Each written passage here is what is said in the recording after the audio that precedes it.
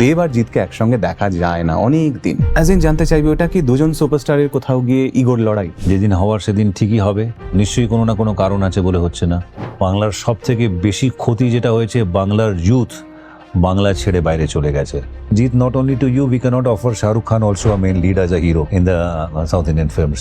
দেব বা অন্য কেউ এমন কিছু ছবি করেছে যেগুলো ফ্যামিলি ড্রামা, এবং সেগুলো ধরো আমরা বাদি কথায় আমাদের এই মুহূর্তে ছেলেমেয়েরা জেনজি এটাকে সিরিয়াল বলে।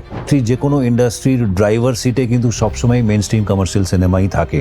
সেটাকে ডিপ্রাইভ করে, সেই মানুষগুলোকে ডিপ্রাইভ করে জাস্ট কিছু দিনের জন্য হয়তো একটা টাকা রোজগার করার জায়গা আসে। তো আমি সেই পথটা বেছে নিইনি। এই সময় আরেকটা ছবি হওয়ার কথা ছিল, দেবের বাইক অ্যাম্বুলেন্স দাদা আসার কথা ছিল, বাট সামহাউ সেটা পিছিয়ে হয়েছে, কি কারণ জানি না আমি। যেটা প্রথমেই এনভিশন করেছিলাম যে it should get a 15th August window, thankfully ওখানেই ল্যান্ড করছে। মাঝখানে এটা মে মাসেও রিলিজ হওয়ার কথা ছিল, বাট ওভারঅল প্ল্যানিং ডেস্টিনি ঠিক ঘুরিয়ে গাড়িয়ে এটাকে নিয়ে এসে 15th অগস্টে, and I hope this is the best date for this film. নমস্কার, আমি সুজয় নীল। এই মুহূর্তে আমি একজন এমন মানুষের সঙ্গে বসে আছি যার সঙ্গে দেখা হওয়ার মাঝখানের গ্যাপটা হচ্ছে 24 বছরের। 2002 সালে তার প্রথম সিনেমা আমি দেখি বিগ স্ক্রিনে, এবং আজ 2026-এর একটা তারিখে আমরা রয়েছি। এই 24টা বছর লেগে গেল তার সঙ্গে দেখা করতে। এটা কি সুপারস্টার অজিতদা? নমস্কার। না, এটা আমার মনে হয় যে তুমি তোমার কাছে নয় ঠিকানা ছিল না, বা ঠিকানা ঠিকঠাক মতন খুঁজে পাচ্ছিলে না তুমি, যার ফলে বা ঠিক রুটটা তুমি নিচ্ছিলে না পৌঁছানোর জন্য। আলটিমেটলি সময় লাগা উচিত কিছু কিছু জিনিসে, আমার মনে হয়, তা না হলে জমে না অনেক কিছু। তোমারও আজকে এরকম একটা ক্যারেক্টার বাঁচতে এতগুলো বছর লেগে গেল। অনন্তলাল সিংহ। একটা কথা বলো, বনের সিংহ বেশি ভয়ঙ্কর না অনন্তলাল সিংহ? বনের সিংহকে মানুষ নিয়ন্ত্রণ করতে পারে, কারণ মানুষ অনেক কিছুই নিয়ন্ত্রণ করতে পারে, আর তাদের বোধ বুদ্ধি জ্ঞানটা বেশি আছে বলে। আর অনন্তলাল সিংহকেই নিয়ন্ত্রণ করা ডিফিকাল্ট। এই ছবিটার কথা কি তুমি ভেবেছিলে, নাকি তোমাকে বলা হয়েছিল যে তোমাকে নিয়ে একটা ক্যারেক্টার ভাবছি, মানে প্রতিকৃত বলেছিল? মজার ব্যাপার হচ্ছে যে আমার কাছে অনন্তলাল সিংহ নিয়ে গল্প আমাকে দু একজন আগে বলেছিল, প্রতিকৃতের আগেও দু একজন বলেছিল যে এরকম একটা চরিত্র আছে, তুমি করলে ভালো হয়। তো তখন গল্প শুনিনি, জাস্ট এটা ওপর থেকে একটা সিন লাইন শুনেছিলাম, তাতে বুঝতে পারিনি তখন। তারপরে প্রতিকৃত এসে বললো একদিন যে আমাকে 1 ঘন্টা সময় দাও, আমি তোমাকে কিছু শোনাবো। আর গল্পটা শুনে এবং গল্পের মধ্যে যেভাবে চরিত্র আস্তে আস্তে অনন্তলাল সিংহের চরিত্রটা ইভলভ করে, তাতে আমার ভীষণ এক্সাইটিং লেগেছিল। তো তারপর থেকে আমরা এটার পেছনে টার্গেট করে যে হ্যাঁ, এটাকে কি করে ম্যাটেরিয়ালাইজ করা যেতে পারে, and now we are around the release. কেউ বলছে বিপ্লবী, কেউ বলছে ডাকাত। তুমি কিভাবে দেখলে অনন্তলাল সিংহকে? আমিও এই প্রশ্নটা মানুষের কাছে ছুড়ে দিতে চাই। মানুষ বিচার করুক, যখন 14 তারিখে ফিল্ম রিলিজ করবে, সে বিপ্লবী ছিল না, সে ডাকাত ছিল। আমি নিজের থেকে কিছু বলতে চাইবো না, বাট আমার ভীষণ ফ্যাসিনেটিং মনে হয়েছিল ক্যারেক্টারটাকে যখন আমি শুনেছিলাম, ভীষণ ইন্টারেস্টিং মনে হয়েছিল। আমি লিটারালি প্রেমে পড়ে গেছি এই চরিত্রের। আমি মানে আশাবাদী যে এই সিনেমাটা যখন হলে আসবে, মানুষ যখন সিনেমা দেখবে, তখন তারাও ঠিক ততটাই ভালোবাসবেন, ততটাই প্রেমে পড়বেন যতটা আমি পড়েছি। দেব আর জিৎকে একসঙ্গে দেখা যায় না অনেক দিন, এটার কি কারণ? তুমি যদি খুব এলাবোরেটলি নাও বলতে চাও, না বলতে পারো, তুমি রাতেও পারো, কিন্তু অ্যাজ ইন জানতে চাইবে ওটা কি দুজন সুপারস্টারের কোথাও গিয়ে ইগোর লড়াই বলে মনে করো? না, সেটা মিডিয়ার জন্য এই জিনিসটা ভীষণ ইন্টারেস্টিং, বাট আদারওয়াইজ আমাদের মধ্যে এমন কোনো মানে গ্যাপও নেই।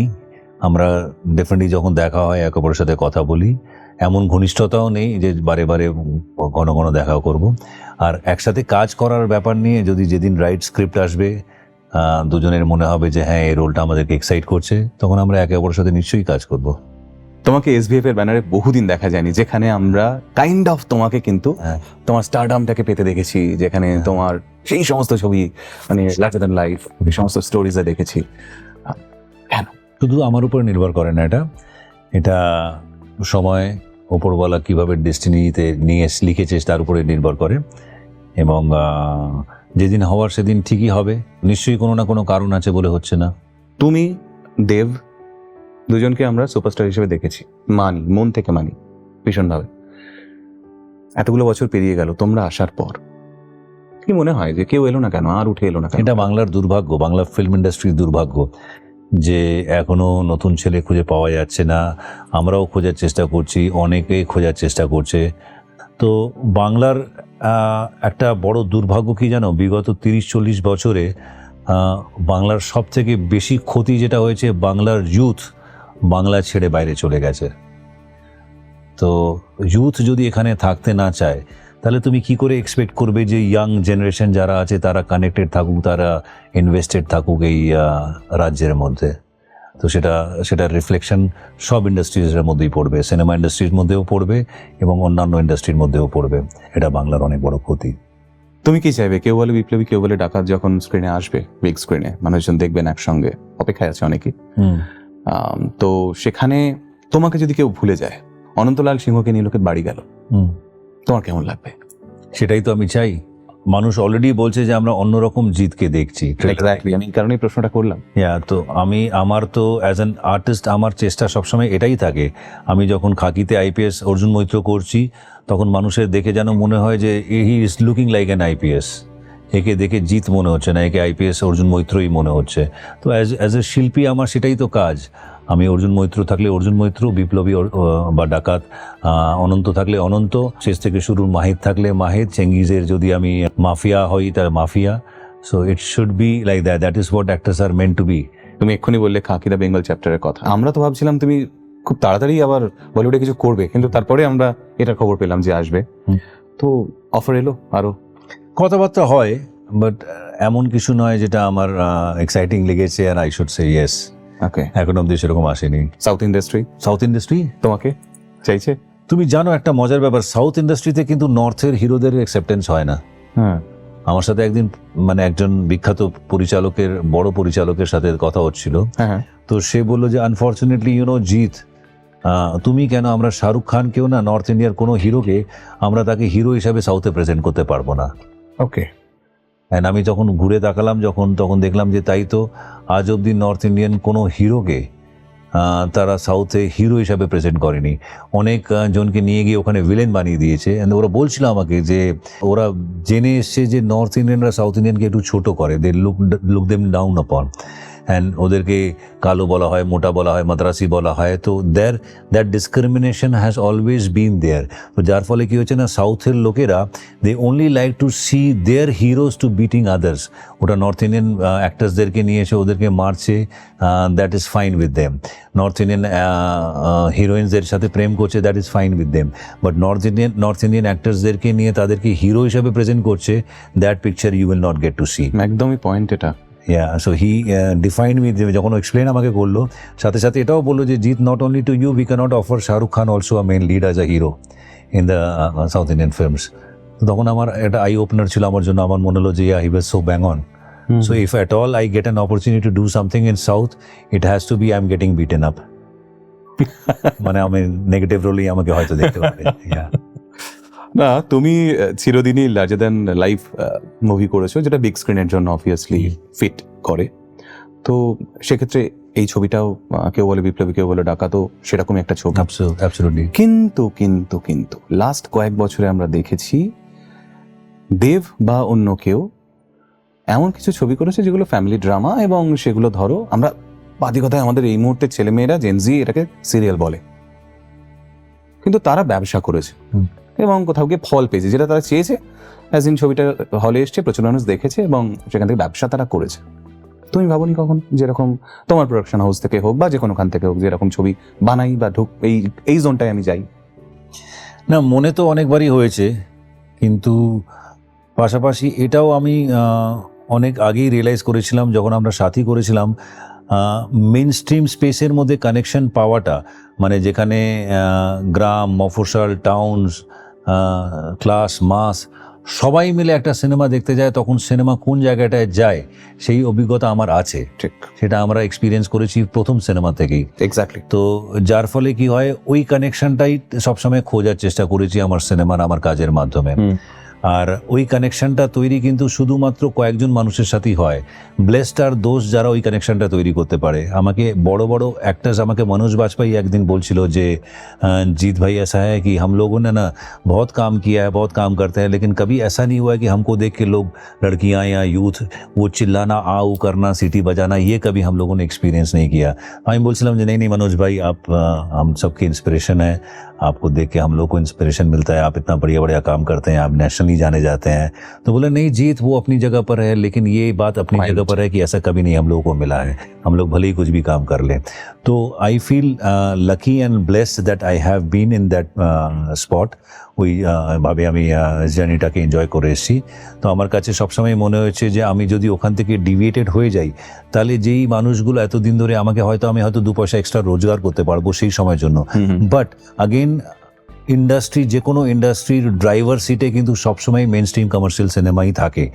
মেন স্ট্রিম কমার্শিয়াল সিনেমা যদি ভালো পারফর্ম করতে থাকে তাহলে ইন্ডাস্ট্রি অন্য লেভেলে ফ্লারিশ করে, কারণ ব্যবসার সাইজটাও ডাবল হতে থাকে, double or more than double হয়ে যায়, because class, mass, town, city, মফস্বল সবাই একসাথে এসে সিনেমা দেখে। That's a huge fan base আর আমরা অডিয়েন্স বেস। আর আমরা এটাও জানি যে বেশিরভাগ পপুলেশন আজকের দিনেও ভারতবর্ষের বেশিরভাগ জায়গায়, বেশিরভাগ রাজ্যে, the biggest population maybe 70 to 80% of the population is in rural Bengal or rural part of rest of the states. তো ওদেরকে বঞ্চিত করে তুমি যদি মনে করো যে বড় ব্যবসা করতে পারবে, সেটাও পসিবল হবে না। অ্যান্ড অ্যাজ এ শিল্পী আমার তো কাজই হচ্ছে যে আমি কি করে বেশি সংখ্যক মানুষের কাছে আমার কাজের দ্বারা পৌঁছবো। শুধু বাংলা কেন, আমি ভোজপুরি সিনেমাও করেছি, উড়িয়া সিনেমাও করেছি, হিন্দি ওটিটিও করেছি, with only one aspiration that my work, through my work I should reach out to maximum number of peoples all over the world. তো ওই জায়গাটা পাওয়াটা একটা ভাগ্যের ব্যাপার হয়। অ্যান্ড সেটাকে ডিপ্রাইভ করে, সেই মানুষগুলোকে ডিপ্রাইভ করে জাস্ট কিছু দিনের জন্য হয়তো একটা টাকা রোজগার করার জায়গা আসে। তো আমি সেই পথটা বেছে নিইনি। সো আমরা স্বাধীনতা দিবসে দেখতে পাচ্ছি তোমায় বিগ স্ক্রিনে অনন্তলাল সিংহ হিসেবে অনেকগুলো লুকে, কেউ বলে বিপ্লবী, কেউ বলে ডাকাতে। তো এই সময় আরেকটা ছবি হওয়ার কথা ছিল, দেবের বাইক অ্যাম্বুলেন্স দাদা আসার কথা ছিল, বাট সামহাউ সেটা পিছিয়ে হয়েছে, কি কারণ জানি না আমি জানি না। সো এটাকে কিভাবে দেখছো? আমরা এটা জানি যে আমাদের ফিল্ম কেউ বলে বিপ্লবী, কেউ বলে ডাকাত, যখন আমার নন্দী মুভিজের সাথে আমরা প্রথম যখন এটা নিয়ে লক করি আর কি, যে yes we are doing this film together, তখন সেই দিনই রিলিজ ডেট নিয়েও কথা হয়েছিল। এবং কোইন্সিডেন্টলি আমরা দুজনেই প্রায় সাইমালটেনিয়াসলি বলেছিলাম যে হ্যাঁ 15 অগস্টের উইন্ডোটা এই ফিল্মের জন্য বেটার হবে।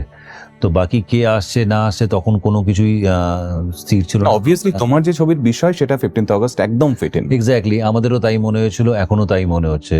তো যার ফলে আমরা যেটা প্রথমেই এনভিশন করেছিলাম যে it should get a 15 August window, thankfully ওখানেই ল্যান্ড করছে। মাঝখানে এটা মে মাসেও রিলিজ হওয়ার কথা ছিল, বাট ওভারঅল প্ল্যানিং ডেস্টিনি ঠিক ঘুরিয়ে গাড়িয়ে এটাকে নিয়ে এসে 15 অগস্টে। And I hope this is the best date for this film. Thank you Jeetda for your time.